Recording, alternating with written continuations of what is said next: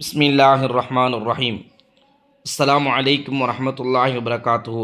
அல்லாஹுடைய மாபெரும் கருணையினால் நாம் இன்ஷா அல்லாஹ் தொடர்ந்து ஷர்ஹு கத்ரின் நிதா வபல்லிஸ் சதா என்கக்கூடிய இந்த கிதாபை நாம் தொடர்ந்து பார்க்க இருக்கின்றோம். அல்ஹம்துலில்லாஹ்.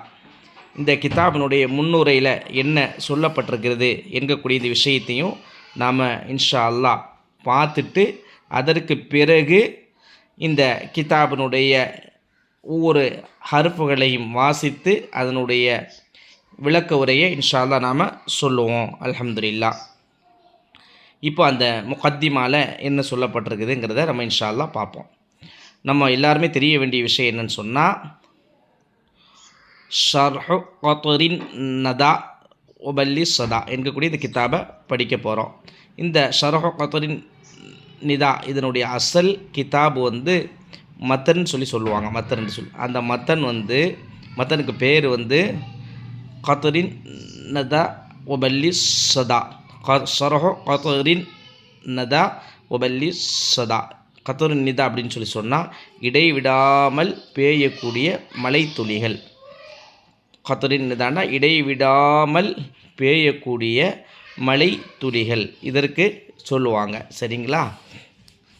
வபல்லிஸ் சதா அப்படின்னு சொன்னால் அந்த மலை துளிகளால் பகுதி முழுவதும் நனைந்தது அப்படிங்கிறது இதனுடைய அர்த்தம். வபல்லிஸ் சதா இது எந்த கருத்தில் இந்த கிதாபுக்கு முசன்னிஃப் அவர்கள் வைத்திருக்கிறாங்க அப்படின்னு சொன்னால், இந்த கிதாபில் சொல்லப்படக்கூடிய அரபி இலக்கணம் இல்முன் நஹ்வு என்பது ஒரு மலை துளியை போல.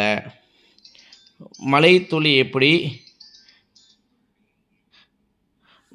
எப்படி நமக்கு பிரயோஜனம் அளிக்குமோ, இந்த பூமியில் பொழியும் பொழுது ஒவ்வொரு குளிர்ச்சியான இன்பத்தை தருமோ, அதை போல உடல் முழுவதும் நனைத்து விடுகின்றதோ, பகுதி முழுவதையும் நனைத்து விடுகின்றதோ, அதுபோல இந்த கிதாபில் படிக்கக்கூடிய அரபி இலக்கண சட்டங்கள் எல்லாம் நமக்கு உள்ளத்தில் இன்பமாக பதியும்.